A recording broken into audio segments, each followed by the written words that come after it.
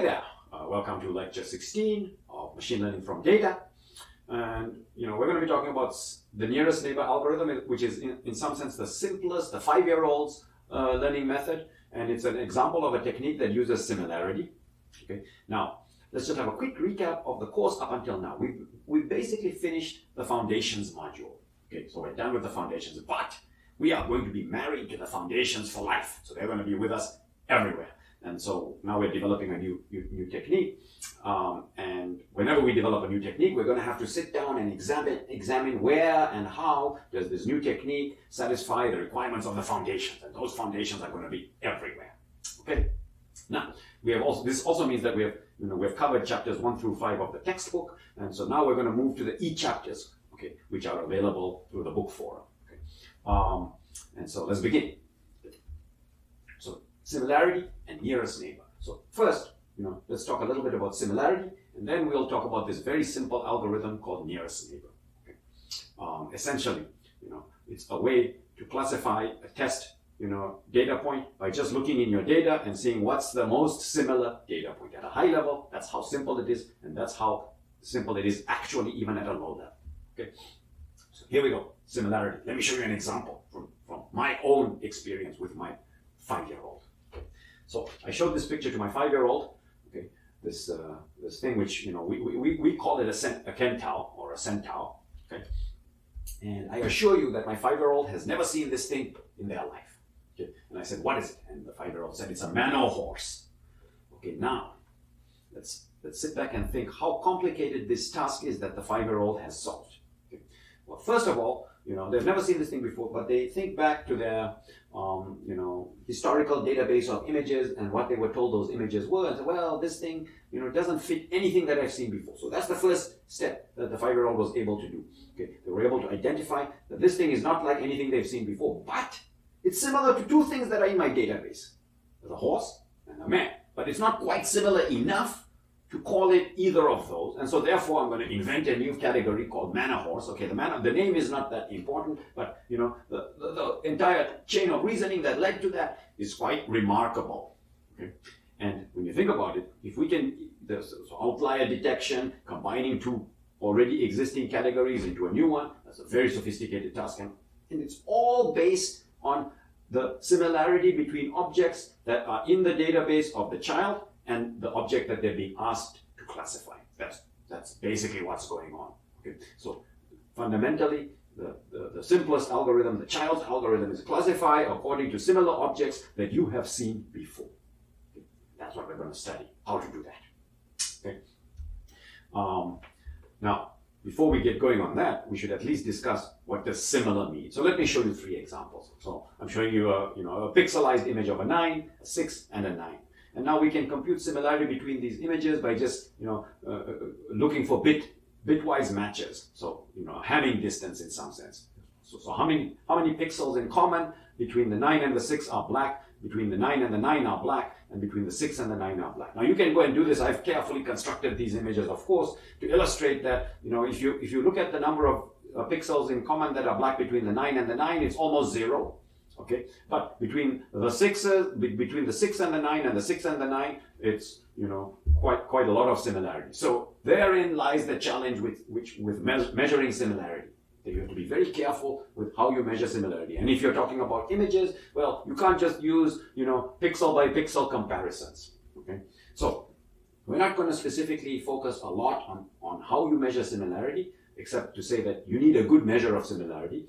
Okay, but we're going to at least address it a little bit, and we might ask, how do we solve this problem? Okay, and we discussed it already earlier. The solution is you mustn't look at the pixels, the raw pixels. You must look at features. Okay, the features that capture the essence of the image, that capture the essence of the object, whatever it is, with respect to the task you are trying to solve. So, for example, if we're doing digits, then you would capture the essence of the digit image using say features like symmetry and intensity. Now, as opposed to individual pixels being your dimensions, now if your dimensions are intensity and symmetry, then it's indeed the case that if two images are very different in those features, then they are indeed different. So we're going to assume that good features have been constructed And by good features, what we mean is if you compute the the dimension by dimension difference between the features of any two objects, if those are very different, then the objects are dissimilar. And this means that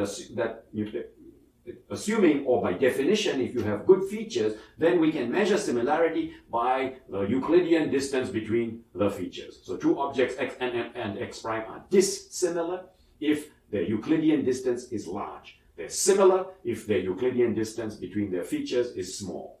Okay, so so we're going to take distance between the input values x and x prime as the measure of similarity. Actually, it's a measure of dissimilarity, but equivalent. Okay, and that assumes that good features have been constructed, and we're going to assume that that's the job that you've already done by sitting down and thinking about the problem. Okay, and now let's go and talk about the nearest neighbor algorithm. It's an absolutely beautiful, simple algorithm. Okay, and we'll prove some theorems that will be the miracles of the day for today, some stunning theorems. Okay, and for this, we're going to go to the board. Okay, so I've kept the slide because, when it comes to nearest neighbor, there are lots of fun things to see. And so we're going to be switching between the board and the slides, and it's useful to have pictures and so on and so forth. So first, let me tell you about the nearest neighbor algorithm. Okay, so the nearest neighbor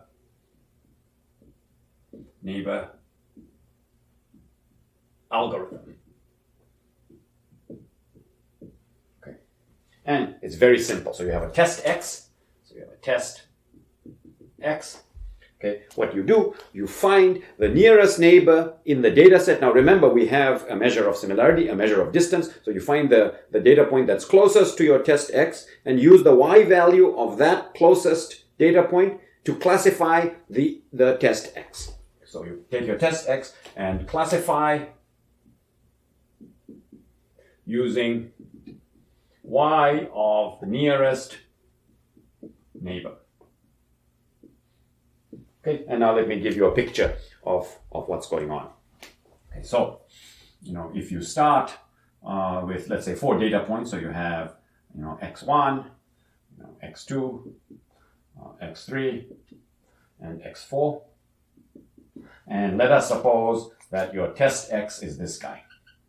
Okay, so now, for your test x, so let's label this guy x, okay, we can compute its distance to every point.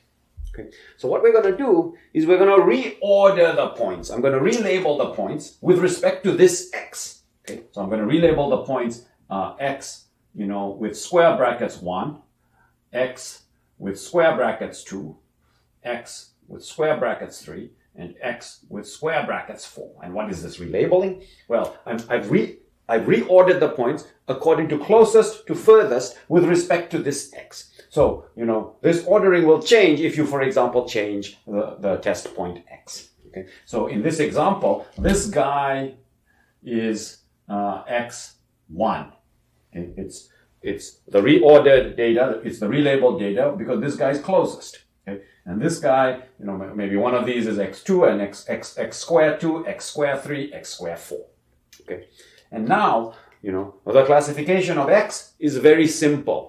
Okay, G, if I wanted to, I could call it G nearest neighbor, but I'll just call it the final hypothesis G of x, okay, is just equal to y1. Or, I could take the sign of y1 if I wanted to. Okay, so let me be more general and just say it's the sign of y1. Remembering that, we're in the classification realm, and so, y1 is either plus or minus 1. So what is the square 1? It's the y value corresponding to the closest neighbor. That's it. That's the nearest neighbor algorithm. This is it. That's it. That is the nearest neighbor, so I'll call it NN for nearest neighbor algorithm.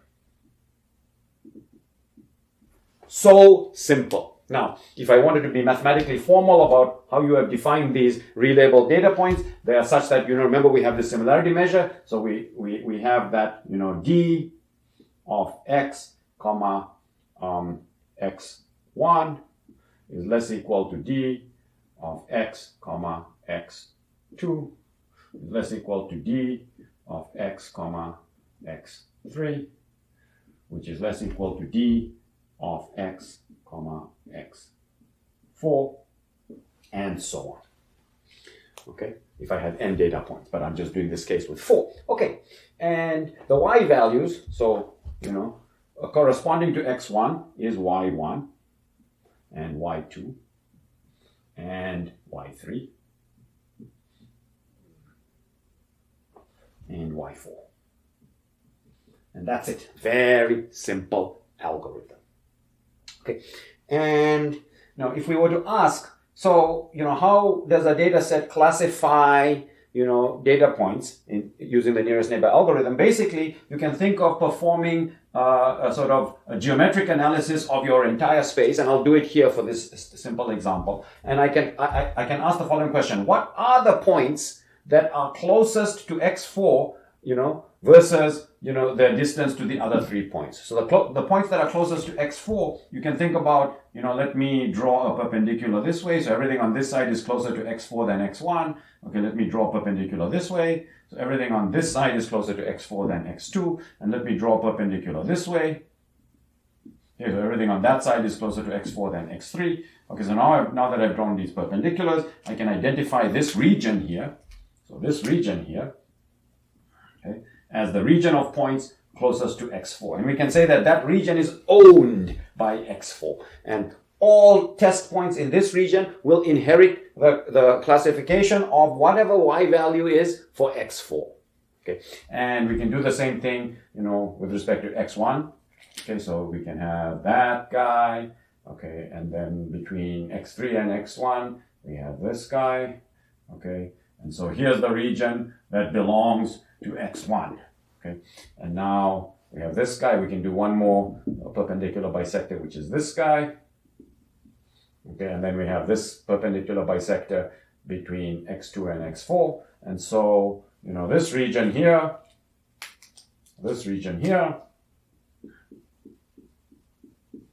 belongs to x2. And then finally, if I had the green marker, this region here belongs to x3. Okay. And we show an example of that, a slightly more complicated example of that in the figure on the right. And you see that in the figure on the right, so we've color-coded the regions blue and red according to the color, according to whether the y value at the corresponding point that owns each region is either +1 or -1. +1 is blue, -1 is red. Okay? And so if any test point falls into this region, it'll be classified according to the y value of x3. Okay, and so this is the final hypothesis. This, separation of your space into these regions is the final hypothesis. So this is the final hypothesis, what it looks like, G, and we've shown an example over there. This is an example of what's called a Voronoi tessellation of your space. Voronoi tessellation. Sometimes also called a Dirichlet tessellation. Okay, but that's just a name. That's not a big deal. Okay, now let me point out some interesting things. The first interesting thing is that where's the training? So in the linear model for classification, we have PLA or pocket, and we have millions of iterations of training. For regression, you have the pseudo-inverse algorithm. For logistic regression, we have minimization of the cross entropy error using gradient descent. Where's the training here? No training. No training.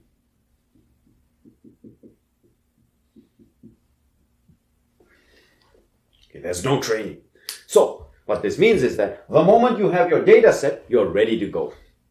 You say, your client gives you the data set, you say, thank you very much, I'm ready to be tested on a test X, I'm ready to deploy. And the client says, really? You don't have to do any training, no fancy this, no fancy that. No, nothing, I'm ready to go. Okay, and how? You give me a test point, I'll just find the data point that's closest, and boom, I classify according to that Y value, and I'm done. Okay, now, that's nice. See how beautifully simple, easy to understand what's going on.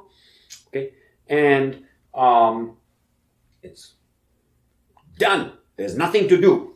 Okay, and let's look at one more interesting property, E-in. What is the in-sample error? E-in. So look at that classification, final hypothesis on the right there. Okay, it separates out your space into, plus and minus regions, blue and red regions. And now we can ask for each data point Does the data point fall into the region that corresponds to the color of the y value? Yes, by definition, because the whole region where that data point lives takes on the y value of that data point. And so that classifier, which is defined by those blue and red regions, classifies the data point correctly. So all the data points are classified correctly. So the in-sample error is 0. E in equals 0. Boom! Exclamation. Boom! Lots of miracles today. Wow! I have got a final hypothesis effortlessly with no training that has an in-sample error of 0 guaranteed. Wow! Okay. Now, if we ask, is this hypothesis falsifiable? There's no data set on which you can throw this hypothesis or this algorithm, this nearest neighbor algorithm, and the final hypothesis that it produces will get anything but in-sample error 0. So it's a non-falsifiable hypothesis set. Okay, so the obvious question, the question that we should then be asking, which we learned from the theory is, well, okay, that's all nice and all very well. You've got no training, so it's easy. You've got in-sample error 0. But what about E in versus E out? Because that's where all the learning is done. Okay? And so the foundation's coming back. They're coming back. They're creeping in.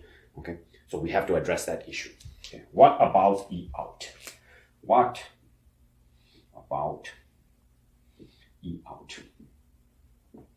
Okay, and so today we're going to show you. So remember that so our two-step process when we were learning was to set the VC analysis so in the VC analysis we said that we're going to get E in close to 0, and we're going to try to ensure using a simple hypothesis set that E out is close to E in. Well, this hypothesis set is clearly not simple because no matter what data set you throw at it, it's going to get E in of 0. In fact, the VC dimension of the nearest neighbor algorithm, the VC dimension of this hypothesis set is basically you can sort of phrase it as a hypothesis set where assuming that you're going to get n data points, the hypothesis set consists of all possible Voronoi tessellations on n data points. Okay, and this has an infinite VC dimension. So VC is equal to basically infinity, and that's evidenced by the fact that you can fit any data set. Okay. And so E out is not going to equal E in, because that's one of the requirements for E out to equal E in. So we're going to have to see whether this is great for E in. It's great in terms of how it looks, but we have to address the learning issue, which is whether E out is under control, and that's we're going to have to do it in a different way to linking E out to E in, because E in is always 0 and VC dimension is infinity. Okay, and so we're going to prove a theorem, and it's going to be somewhat of a miracle theorem. Okay, because we can't go the route of E in is approximately equal to E out, which we did for the VC analysis. So we're going to have to use a totally different analysis. So that's nice. We're going to show you a new technique, and we're going to have to go and look at E in directly. And so you might wonder, wow, how can we do that? So the VC analysis said we don't know how to analyze E in, but what we will ensure is that we don't know how to analyze E out, but what we will ensure is that E out is close to E in. Well, we can't ensure that anymore because this hypothesis set is gone berserk. So we are going to have to look at E out from a different perspective, a different analysis, and we're going to have to figure out whether it's under control, whether we can actually learn with this simple algorithm. And we might suspect that we should be able to, because otherwise, what are the 5-year-olds doing? Okay, they seem to be doing very well, and they're using similarity-based techniques. Okay, so let's switch off the slides, and I'm going to come and show you the theorem of the day. It's kind of a miracle, the miracle of the day. Okay, we're going to prove a theorem that shows that this algorithm is good. In other words, its E out is good.